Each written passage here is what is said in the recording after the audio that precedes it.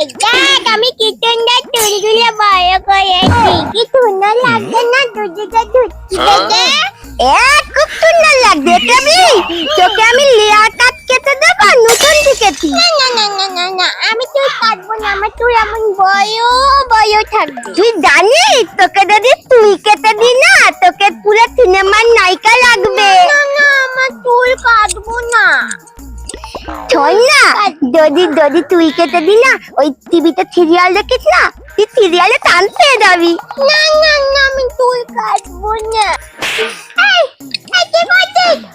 এই তুই কি করলি এটা? তা তুই কাট কেটে